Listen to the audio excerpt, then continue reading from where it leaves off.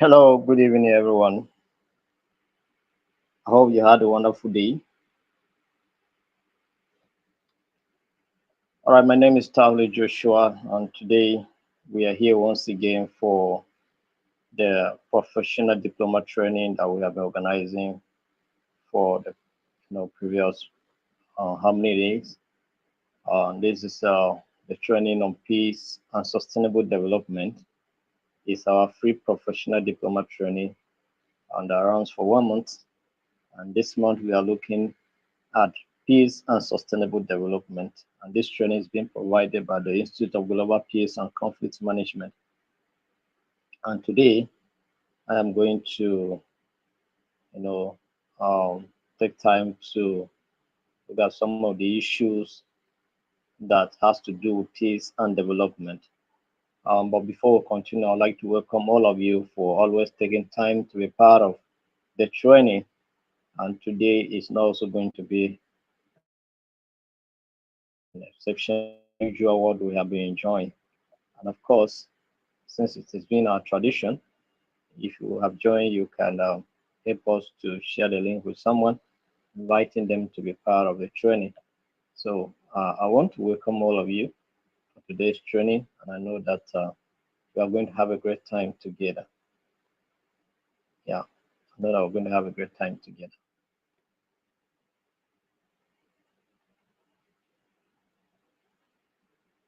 Yes, good evening, Onyeka Obi. I think I have a reply that I need to send to you. Just give me a little time. I'll reply you maybe after today's meeting, or I'll call you tomorrow so that we'll discuss some of the things that you want us to look into. Thank you very much for joining us today. I hope you can hear me loud and clear. So today we're going to look at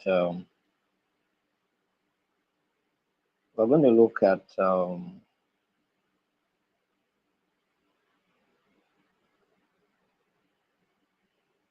to look at peace and sustainable development in practice. Peace and sustainable development in practice. Peace and sustainable development in practice. All right. So, what are those things that, if they are in place or we are doing, that we can say that peace and sustainable development is taking place, is being carried out? And there are things that we need to do that we can say that peace and development or sustainable development is occurring. So, we are going to go through a lot of things to see what it's all about. All right. So, when we're talking about peace and sustainable development in practice, we are looking at the practical case studies, strategies, and methodologies used in peace building and sustainable development. That's what we are basically going to look at.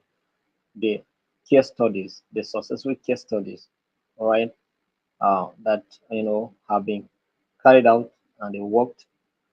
Talk about the strategies, we talk about the methodologies that have worked in peace building and sustainable development. So we have several of those issues that we're going to consider here.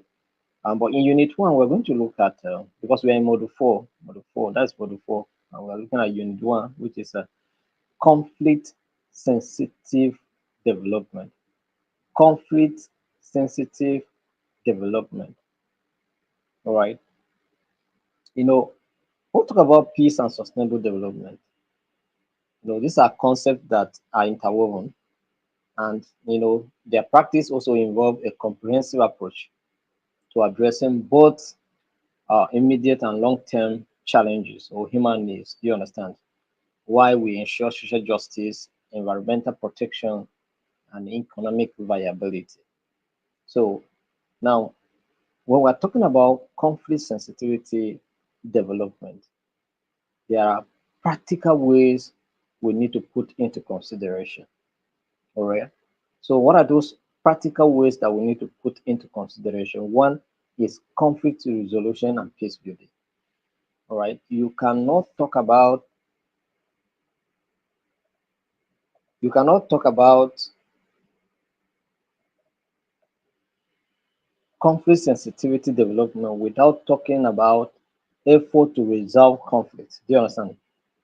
Without talking about effort to resolve conflict, there must be effort to resolve conflict. All right.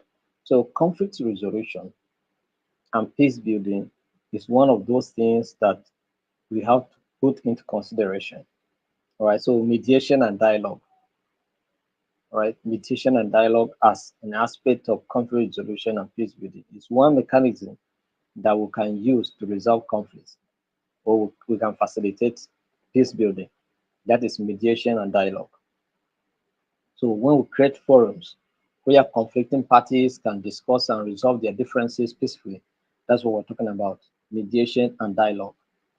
So when, despite a disagreement, despite misunderstanding, we can come together and to resolve our problem. Do you understand? That's what we're talking about here. So we're talking about education for peace. You know, when we promote education that foster understanding, tolerance, and respect for diversity,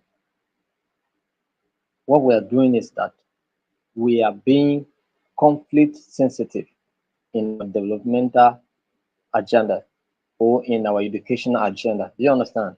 So that's what it is. So education for peace. When you take certain initiative educationally to promote peace, all right. So maybe a risk, maybe there is one of us here who is a participant who is also a founder of a non-profit organization. She's doing a lot in Enugu, in Anambra State, rather. You know, going to schools to see how teachers are being educated. You know, to see how you know see how teachers will be empowered and peace clubs will be established in schools to bring peace in that community. Do you understand? In the state. So she's doing it at the state level. Do you understand? So and maybe probably very soon we're also going to be there to go and join effort with her to see how we can push it further. Do you understand? So this is what it is. So education for peace, you know. So rebuilding post-conflict societies. So initiatives that focus on rebuilding infrastructures, restoring governance, and promoting human rights after conflict, like what is taking place in Borno State in Northeast January. Do you understand? So rebuilding post-conflict societies, that is after conflict. Now you take initiatives that bring back human dignity, that bring back infrastructures, that bring back governance, effective governance. Do you understand? And that's what just the people of Borno State are benefiting now, because of the current governor, developmental initiatives. Right? So then we'll talk about promoting inclusive and equitable growth.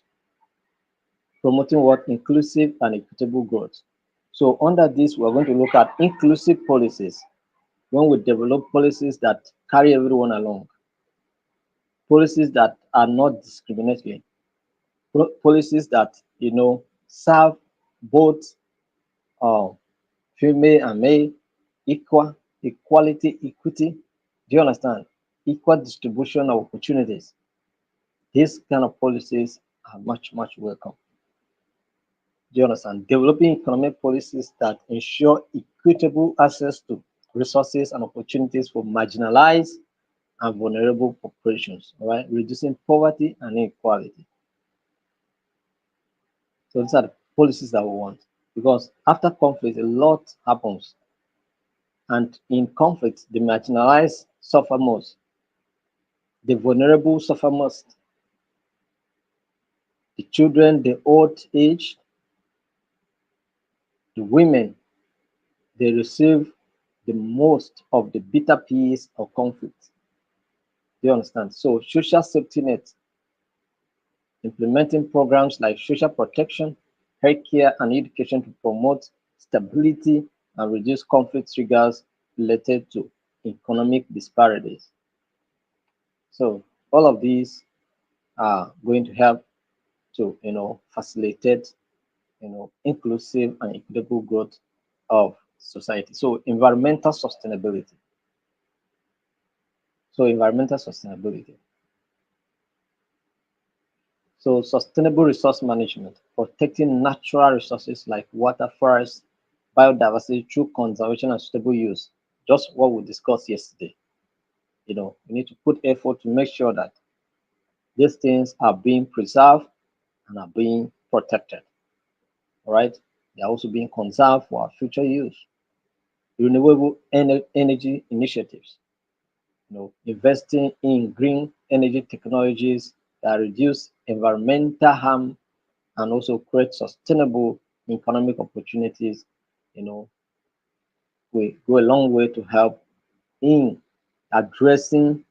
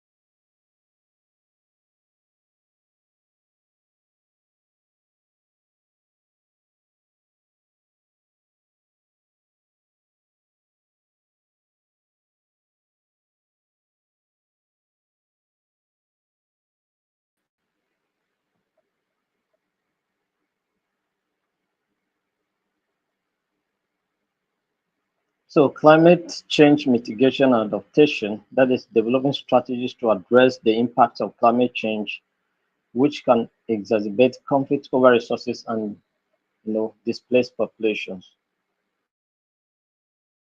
We touched some impacts of climate change. We made mention of the hurricanes, the tsunamis, the heat waves, the high, you know, the rise of the sea causing, uh, you know, threat to human existence. Do you understand? And so all of this impact must be mitigated. So this is what we're talking about here. Talk about governance and rule of law. So strengthening institutions, building strong, transparent institutions that ensure justice, protect human rights, and provide basic services uh, can go a long way to address um, conflict issues because these are developmental initiatives and these initiatives must be conflict sensitive. They must address conflicting issues. You understand? So anti-corruption measures, reducing corruption to promote trust in governance, which can reduce social tensions and conflicts. Right? Anti-corruption measures, reducing corruption. You know, we must be deliberate about it to reduce corruption because corruption is one of the causes of conflict. All right, because money that is meant for a particular project that is not being done can degenerate and cause conflict.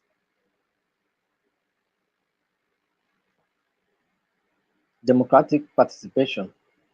encouraging citizens to actively participate in decision-making process that affect their lives, where people don't want to go out and vote nowadays because they feel that their vote cannot be counted. So what's the essence of going to vote when my vote cannot count? You understand? In midst of all of this, we can still, you know, encourage people to go out there and vote till we make sure that our vote counts. We will not stop. You understand? So continue to go out there, vote, make sure that your vote counts. Don't just sit and wait and lament. Go out there, vote, make sure that you create the desired change you need. So international cooperation, so global partnership, countries working together on shared global challenges like climate change, migration, and healthcare crisis can foster peace and sustainable development. All right, so that's why we cannot do it alone. We must come together. We must come together. So when you after you learn, let's come together to promote peace. You can take a step to become a member of the institute. Some people that are joining this journey are members of the institute. You understand? So once we are on a journey, so you too can join this journey, and then you have true fulfillment when you do something that will change one's life. When you do something that will change the situation in the community, you have that true sense of satisfaction. You understand? Because you have done something to improve your society. So uh, collectively, we can do it better. Whatever we can do at the individual level will not be compared to what if we can put our hands together to do. So that's the reason why we must put ourselves together to do that which we have to do.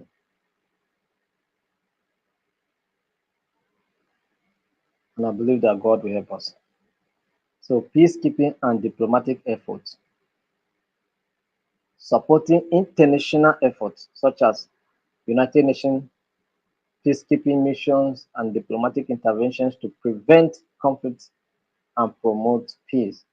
So we need to contribute for these activities to take place. You know,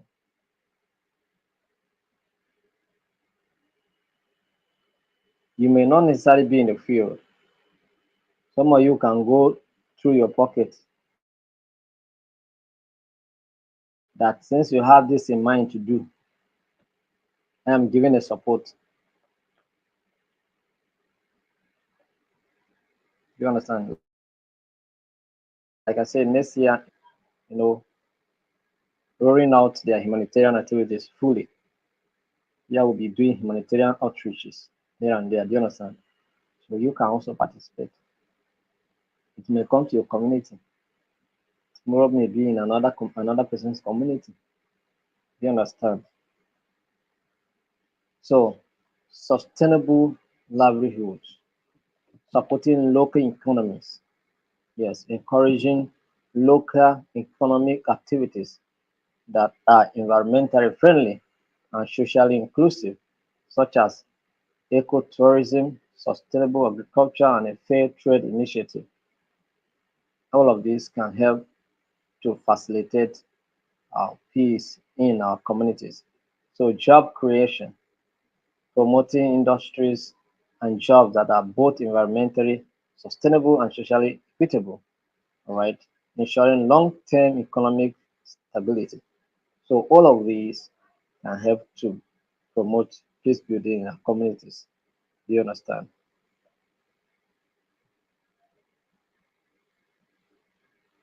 So, when we are talking about conflict sensitive development, these are some of the initiatives that you need to take to make sure that every development initiatives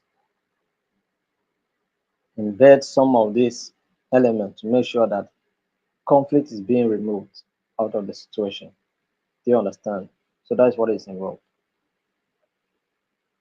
So let's look at principles of conflict sensitive development.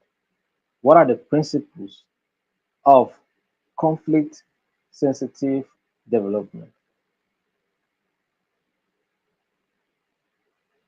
What are the principles of conflict sensitive development?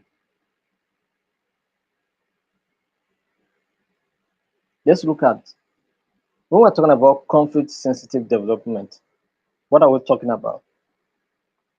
Now, when you want to carry out developmental initiatives, have you had back of your mind that in the course of implementing these policies, there may be crisis. In the course of executing this project, there may be crisis, conflict. So, in case conflict arise, how do we address them? Do you understand? So that is the question you are going to ask when you are taking a developmental steps or project. Ask these questions. In case conflict arise, how am I going to address it? So your policy should, most of the time, the reason why we don't, sometimes we take policies without putting into consideration the conflict sensitivity of that project. And that's why sometimes we hear people cramming and insulting and talking so much about policies of governments, how bad they are. When you begin to hear such voices, know that there's a conflict and it must be addressed. And one way you can address this kind of conflict is to review the policy, to review the project. You understand? Or to review a decision that has been taken towards a particular initiative. Can be reviewed. It can be reviewed. Definitely can be reviewed. Do you understand? So that's what we're talking about. So conflict sensitivity or conflict sensitive development refers to the practice of ensuring that development initiatives are designed and implemented in ways that minimize the risk of exacerbating existing conflict or creating new tensions. So maybe there's a conflict in a particular place, or there has been conflict. You want to go and do a particular project, then be careful the kind of project you want to initiate there. If it must be a project, it must serve both parties. No party should be sidelined. Because if any party is sidelined, it means that you will do that project, but the other party will come and destroy it. You understand? So that is what it is. So conflict sensitive development, practice of ensuring that development initiatives are designed and implemented in ways that minimize the risk of exacerbating existing conflict or creating new tension. So we must understand this when we are making development efforts in our communities. Or you go and build a borehole, the other clan will come, maybe in one clan, and then the other clan doesn't have anything. So they will come and destroy it in the night. You understand? So let's look at some of these core principles of conflict sensitive development. Context analysis. Number one is what? Context, contextual analysis, context analysis. So understanding the conflict dynamics, that is before implementing any development project, it is critical to assess the local social, political, and economic conditions. So you look at the social, the political, and the economic conditions before you can carry out any project. Context, carry out an analysis of contextual analysis is very important because needs are so peculiar. Do you understand? What may be my need may not necessarily be your need. So in the place where you want to, carry out a project, go out and carry out analysis of that place first. Is that what the community believe in? The community believe in sharing.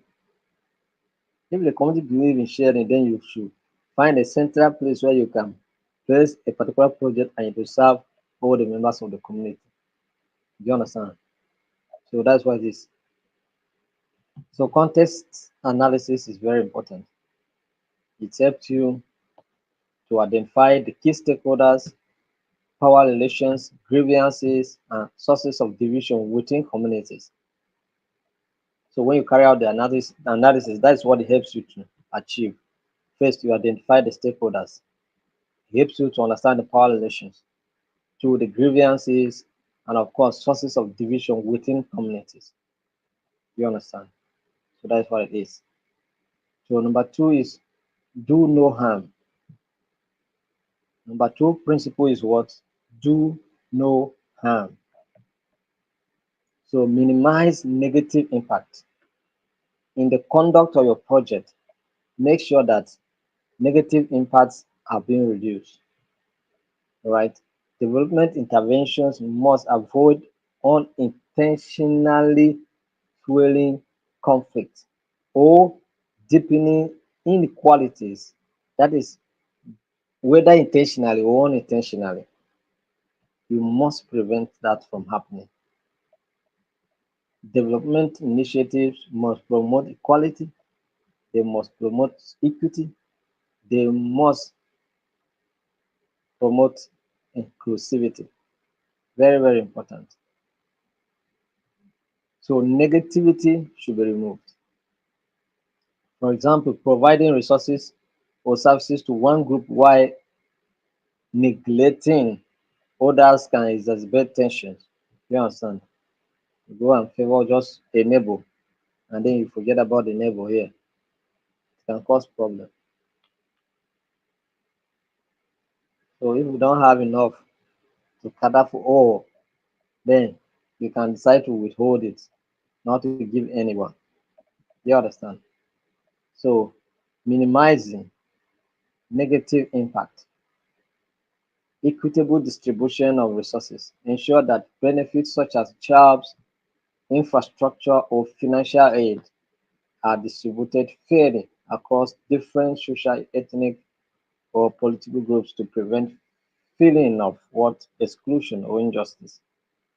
So when there are resources like we extract our crude oil, you know, yes, equity demands that those, okay, for instance, now you cannot say that a state that has local government 30 and then another state that have uh, 20 local government should carry the same allocation. It doesn't make sense. So the principles of equity demands that there should be a proportion that is a little bit above what the person with 20 local government will take in comparison to what the person with 30 local government will take. Do you understand? So the principles of equality demands that all the states now should be created with 30 local government or 20 local government so that once they are equal, it means the allocation can be equal. But the way it is now, it means that allocation cannot be equal. That is why sometimes Kano will take more than what Kogi will take. Do you understand? So that's what it is. So the principles of equity is being applied. So that's what it is. Inclusivity and participation. Another principle of conflict sensitive development is inclusivity and participation involving stakeholders, all stakeholders, community people, young people, women, do you understand? Government representatives, non-governmental representatives. All of these must be included to make sure that all the groups must be included. And most especially the marginalized and the vulnerable must not be forgotten. They also must be included. All right. They also must be included to participate in the affairs that affect them.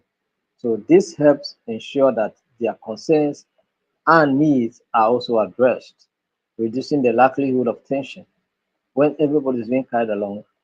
See, when you buy a land in a particular place, maybe you want to go and develop it. Maybe you carry the elders along. You settle the elders, but you have not settled the youth.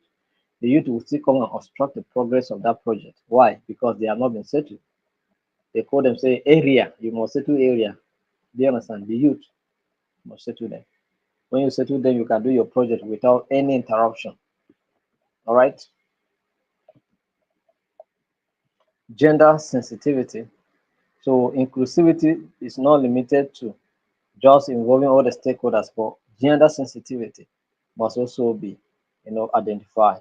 So ensuring that development initiatives are gender sensitive, recognizing that women, men, and other gender groups may experience conflict and benefit from development in different ways. Yes, of course. When we say there's development, it's not everybody that benefits equally, but you can be intentional about it so that everybody can benefit to a proportion that is due for them. Do you understand? But there cannot be that equal beneficial you know opening. So, but people can benefit in proportion to their capacity and their expectation and their need. Do you understand? So that is it. So adapting to changing conditions. Another principle is to adapt to changing what condition, flexible and responsible. Conflict situations can change rapidly. Development programs should be flexible enough to adapt to evolving political or social conditions, right? So you need to monitor to see when these changes are happening so that you can also adapt as the changes occur. Because as these changes occur, they affect a lot of things. So you also need to change alongside as they changes. Do you understand? So building social cohesion, that is building social cohesion bring about bridging the divides. There's so much division. So projects should be aimed at bringing a bridge, just creating bridges for people to, cross. So when that's among communities, among people is being fostered, it means that there will be social cohesion in the community. The divisions will be closed, all right? So peace building integration. So conflict sensitive development can also incorporate peace building activities such as dialogue, facilitation, promoting reconciliation, or community capacity building for conflict resolution. So these are the issues. You understand? So conflict sensitive development can incorporate peace building activities such as dialogue, facilitation, promotion of what reconciliation, and so many other aspects. So peace building must be integrated in your development initiatives. It's very important. Then we'll talk about governance and rule of law. You know, I'm trusting God that by next year our training will be different. There are so many things that need to be demonstrated, bring some practical things to show you. All right, so we're going to make preparation. So our next year, we will not just there may be some slides. I'll be presenting some things to you. All right, if I'm talking about three analysis, I should be able to bring out conflict tree analysis and demonstrate how you can use that tree to conduct analysis. If I'm talking about the onion tool or the onion tool, I should be able to bring out an onion or a donut to demonstrate how those things play out. Do you understand? So maybe next year we'll get some materials, some resources, some instrument in place that will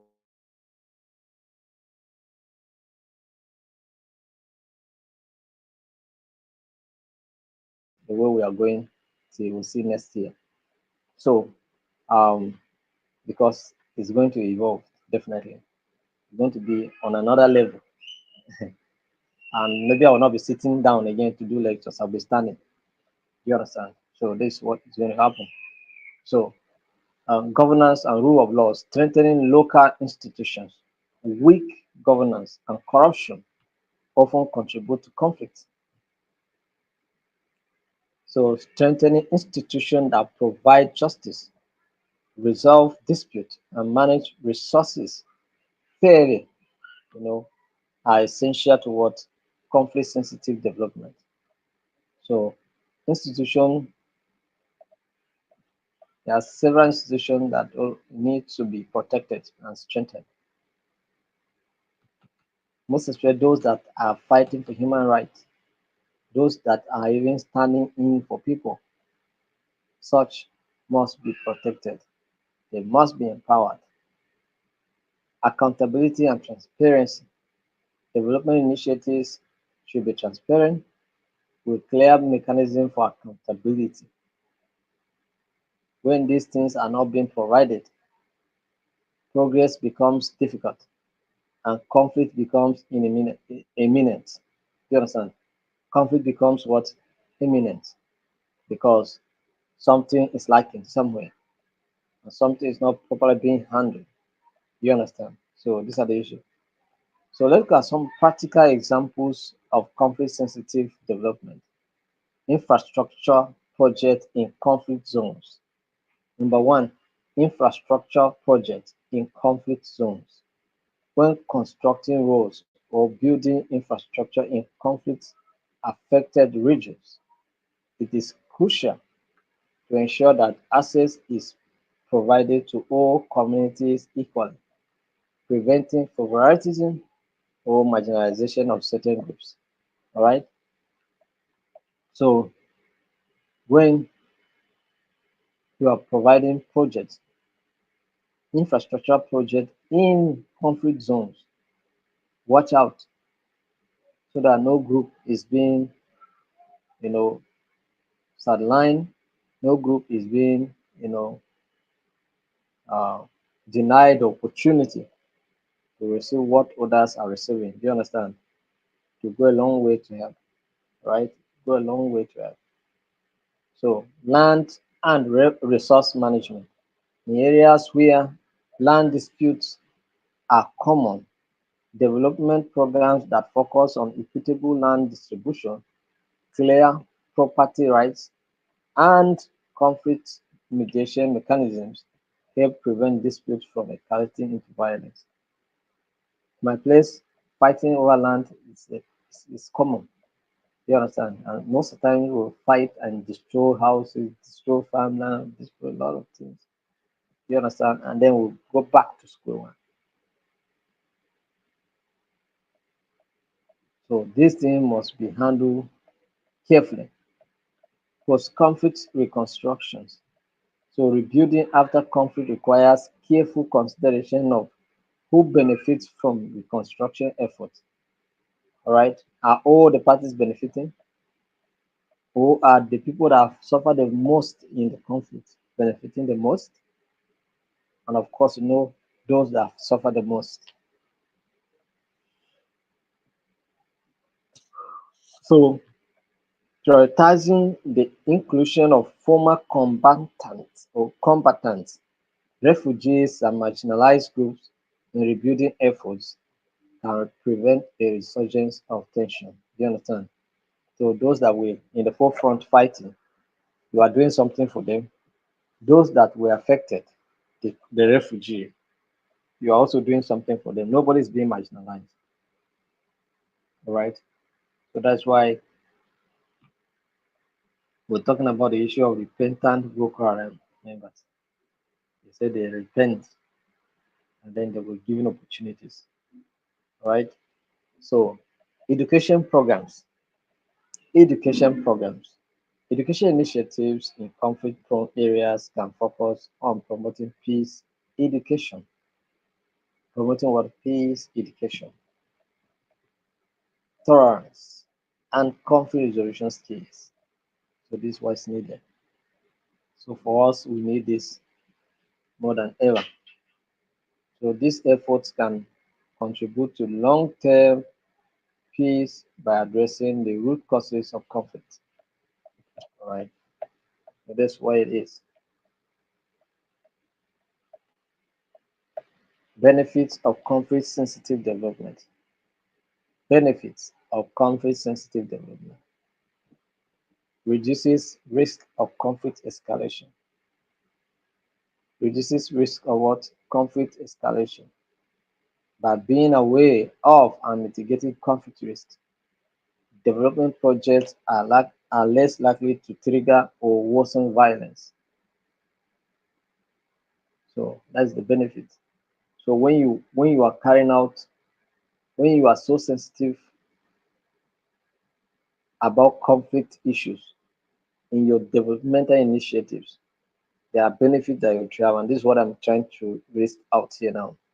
One of the benefits is what? It reduces the risk of what? Conflict escalation. Yes, by being aware of and mitigating conflict risk, development projects are less likely to trigger or worsen violence. You understand? So once you are sensitive enough to bring up project initiatives that we be mindful of the activities and the programs that you're going to put in place to checkmate where necessary, conflict can arise, then surely you can execute projects that may mitigate what? Conflict or the potentials of conflict. So promote long-term stability, right? Inclusive and stable development programs promote what? Social cohesion and reduces grievances that can lead to what? Conflict. Reduces grievances that can lead to what? Conflict. So enhances project effectiveness. This can also help to enhance project effectiveness. Conflict sensitive projects are more likely to be accepted and supported by local communities, improving the chances of successful outcome because, of course, all the stakeholders are being carried along. So the community people are being carried along. So they also participate in the formulation of project plans and policies that will affect them. So, of course, they are trying to also address issues that may cause conflict or may result into conflict. So, by so doing, they embrace those policies and programs more than when it's being imposed on them altogether. So, these are some of the core principles, benefits that has to do with conflict sensitive development. So whenever you are carrying out a developmental initiative, let the aspects of conflict be embedded in it. So just have a mindset that there's a possibility that in the course of executing this project, there may be conflict. Do you understand? So what do? Put it in the project plan. Let there be a place for conflict resolution. So for those of us that have the knowledge of project management, you agree with me that there's one aspect of project management or component of project management that has to do with conflict resolution. Do you understand?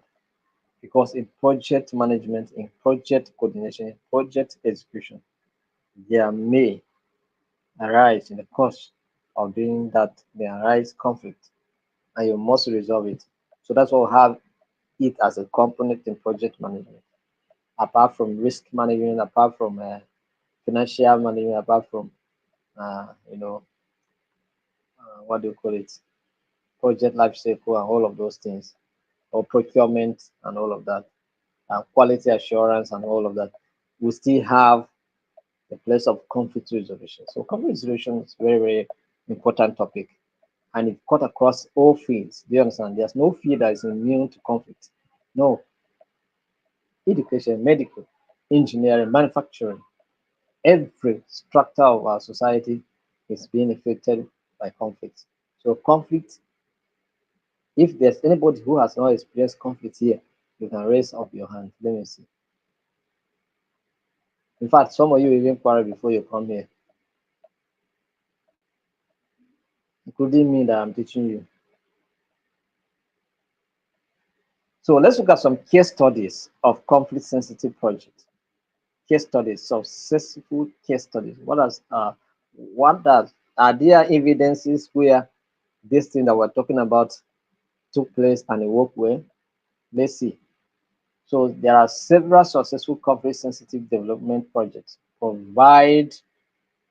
uh, provided valuable insight into how integrating conflict sensitivity can lead to positive outcomes in fragile or conflict affected areas. So let's look at number one, Northern Uganda. Northern Uganda. The National Agricultural Advisory Services, NAADS program. So if you are from Uganda, you raise up your hand and tell us about this thing that we're talking about. Northern Uganda, the National Agricultural Advisory Services, NAADS. What did they do different? What is it that they did so different that they have to be quoted here today? You understand? So, context. Let's look at the context of what happened.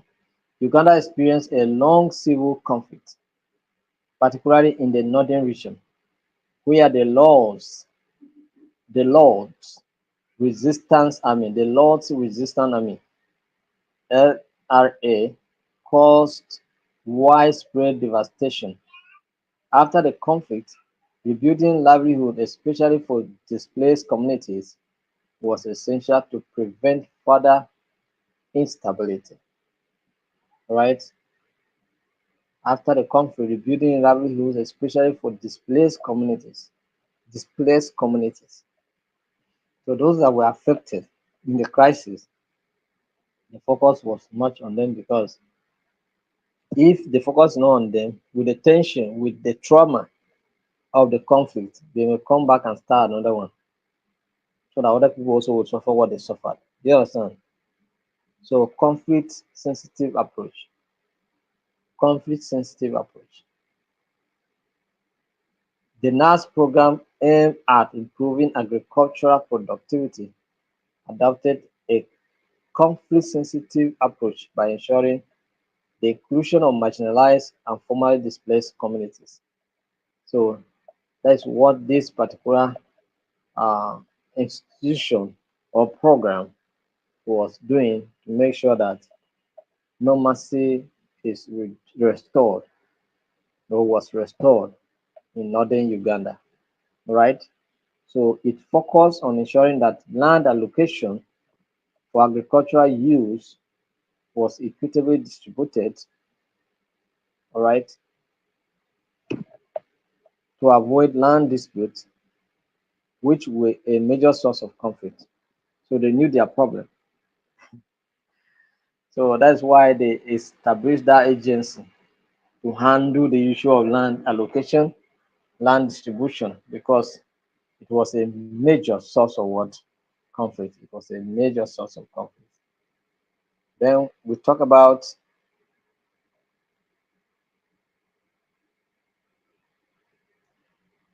the impact of that policy. Impact. The project helped restore livelihoods for thousands of internally displaced persons. That's what they were able to achieve. So those that were displaced, their livelihoods were restored and they were empowered. It also contributed to social cohesion by fostering cooperation between various ethnic and social groups, reducing tension around resources, uh, access, and distribution. And I can tell you that Uganda is also enjoying relative peace. Do you understand? They're enjoying relative peace because despite the issue of civil war, they came out and make effort to resolve their differences. Do you understand? So they're enjoying relative peace. Then we'll talk about Nepal, another case study. Nepal Rural Access Program. Nepal RAP. All right, RAP. Rural Access World Program. Contest. Nepal first what? Nepal first a decade-long civil war. civil conflict, 1996 to 2006, between government forces and Maoist insurgents. The conflict left much of the rural population disconnected from basic infrastructure and services, contributing to poverty and resentment, hatred, hatred. All right, poverty and hatred. Because I was doing well, it's you that caused what I'm going through today. You understand? So problem. It's like when you come to realize that it's your uncle that is your problem. Even you cannot do your uncle anything, but there's that sense of resentment there, hatred, that feeling. So it's you that have been responsible for my downfall, my stagnation for all these years. You understand? So resentment. So conflict sensitive approach. The RAP aim to build roads and infrastructure in rural areas, but recognize the risk of increasing tension by favoring certain communities over others. So I know these are projects that are capital intensive, right? Construct roads. So if we must construct, it means that several communities must benefit. So many communities must benefit. Yes. So you must be strategic so that the road will cut across so many communities. So all of them will benefit from it. You understand?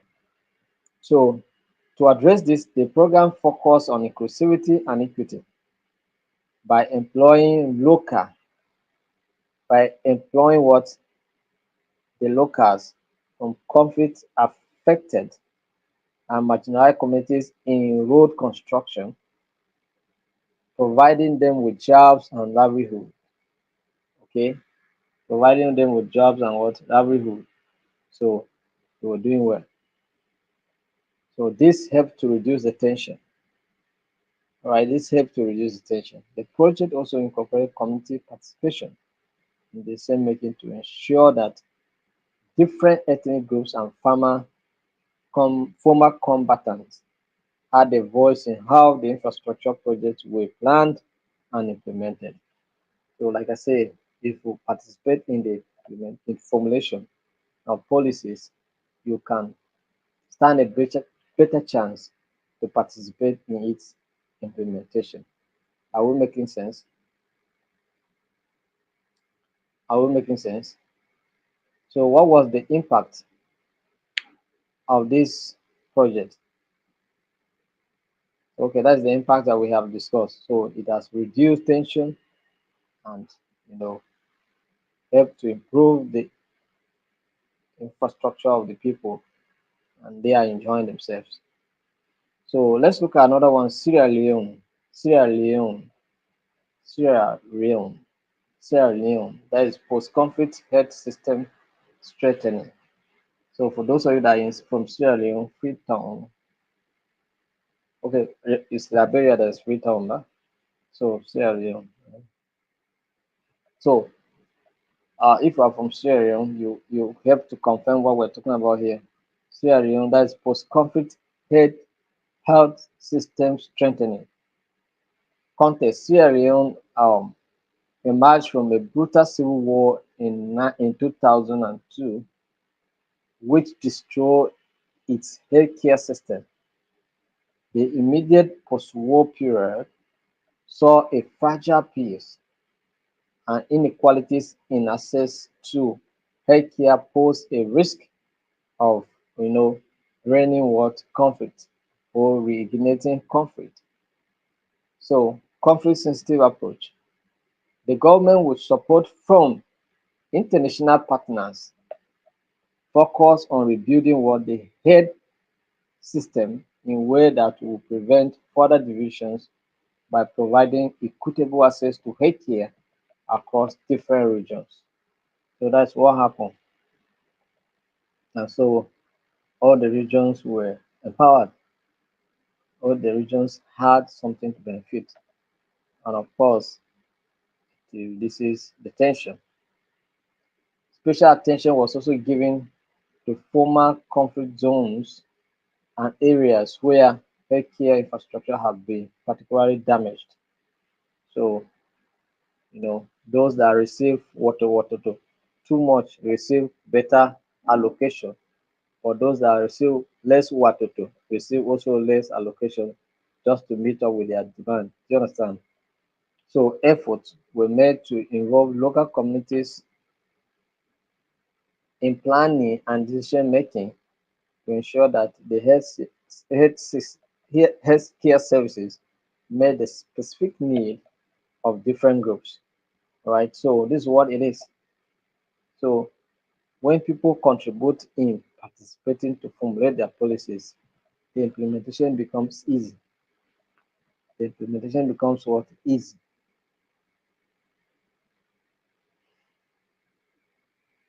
So impact.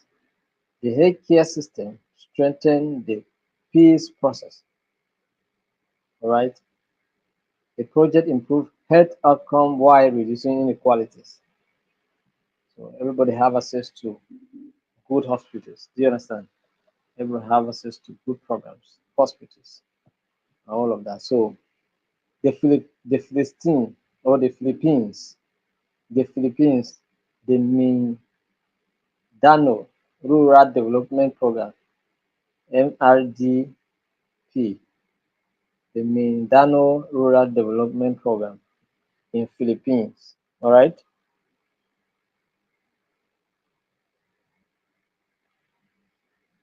So the Philippines context, the island of Mindanao has long been a site of violence conflict between various groups, including the government, Islamic rebels, and ethnic groups. These conflicts were rooted in political marginalization, just like what is happening here in the East. Poverty and inequitable access to resources, you know, were the issue. So conflict sensitive approach. The MRDP was a large scale initiative focused on improving agricultural productivity and infrastructure, but it incorporated a conflict sensitive approach by ensuring that all communities, including marginalized and conflict affected groups, were beneficiaries. So that's what they were able to achieve. You understand? So that everybody who was affected benefited. So that's how it is. Purposeful leadership. So projects use community-driven development methods, allowing local populations to prioritize projects based on their needs. To prioritize projects based on what their need.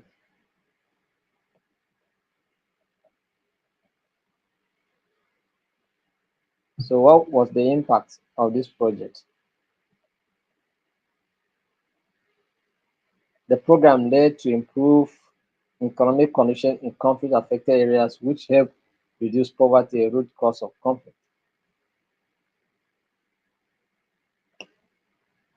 By involving marginalized communities in decision-making and resource allocation, it contributed to reducing long-standing grievances, leading to a more stable environment in Mindanao. All right, so that's how the program was achieved.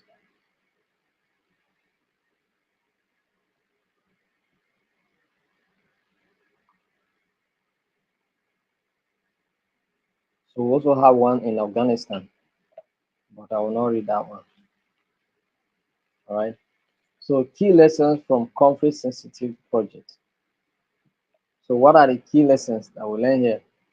Inclusivity. Successful conflict sensitive projects ensure that all affected communities, you know, especially marginalized or previously disadvantaged, groups are included in decision making and benefit sharing.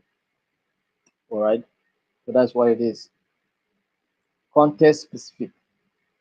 flexibility, empowering, empowerment and participation are some of the things that we like to consider. So we are going to look at implementing,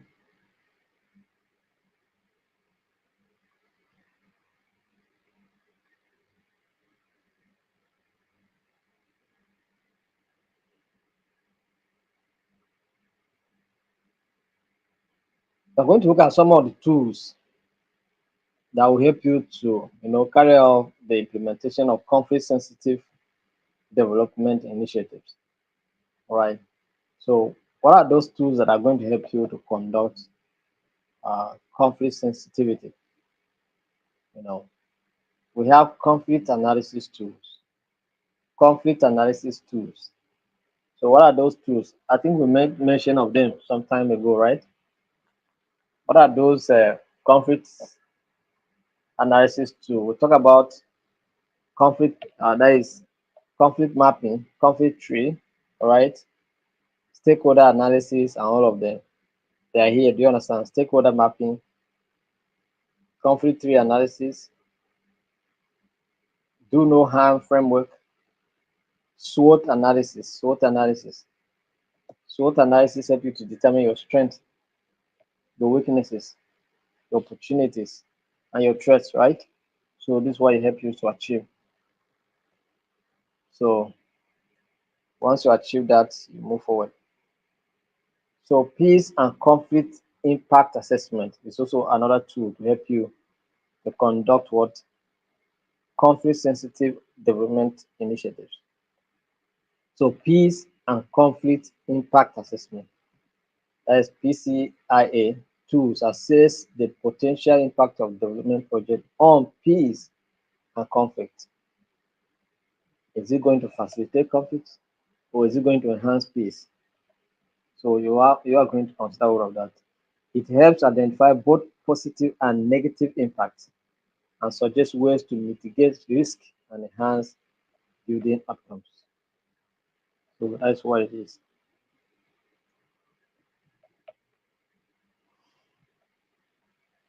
Impact monitoring involves regularly assessing the evolving impact of the project on conflict dynamics, all right?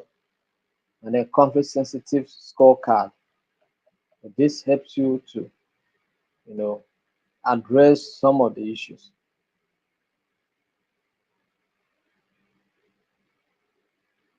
So I hope you guys are following. Then we'll talk about gender sensitive conflict analysis.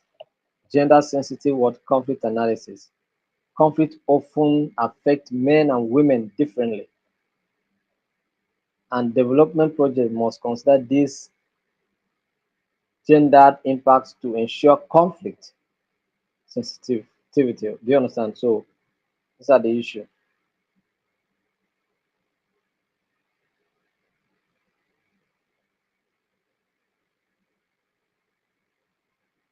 Talk about participatory planning tools. Yes, these tools ensure that local communities, particularly marginalized groups, are involved in planning, implementing, and monitoring development projects. So that's what it is. So allow tools to that we encourage people to participate. All right, participatory planning. So you can use surveys, you can use questionnaires to make sure that people participate as much as possible. Do you understand? So that's what it means.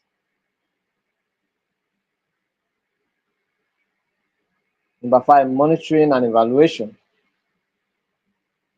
for conflict sensitivity. Conflict sensitive and M&E tracks the effect of development intervention. All right, track the effect of development intervention. Do you understand? So that you know the status of your development efforts, whether you are going according to plan or you are going off point. Monitoring and evaluation help you to bring you back on course. Do you understand? So that's what it is. do no harm framework. This is one of the most widely used framework for conflict sensitive development. It helps practitioners understand how aid and development activities can interact with conflict dynamics and identify ways to minimize harm while maximizing positive contributions to peace.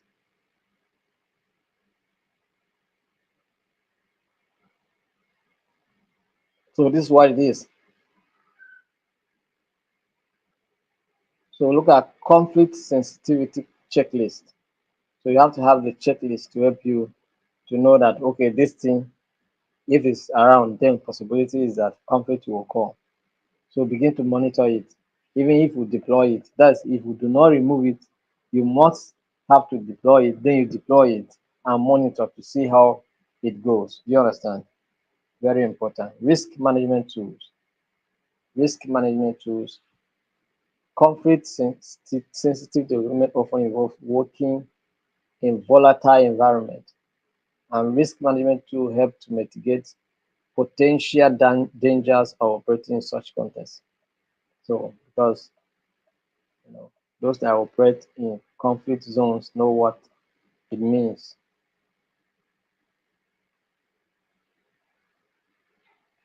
So, peace building frameworks are also there to support you. Then, contextual conflict sensitive approach are also there to help you. All right. I think we'll stop here today. Maybe when we'll come tomorrow, we'll continue from where we stop. But I think it's nice that I should stop here today.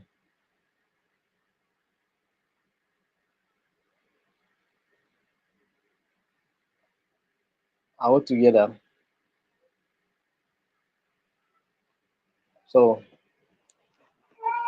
thank you for your participation. Thank you for your participation.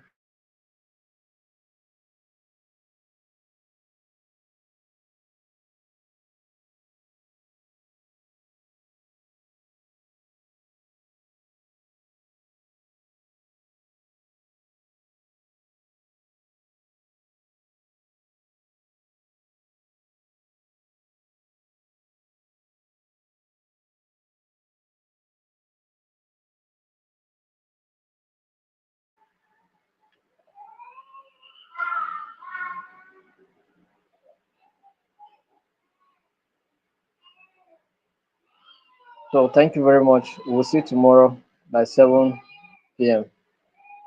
I say I will send you the manual, but I forgot I had some things to do. So, but let's see how.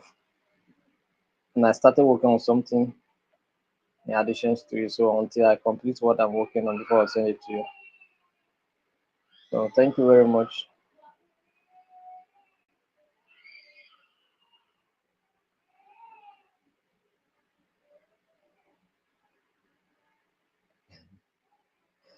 Ella, don't worry. Tomorrow I'll summarize. All right. Tomorrow I'll summarize, Ella, please. And also try and join on time tomorrow so that you'll not be asking someone. But I'll summarize tomorrow anyway. Thank you very much. See you tomorrow.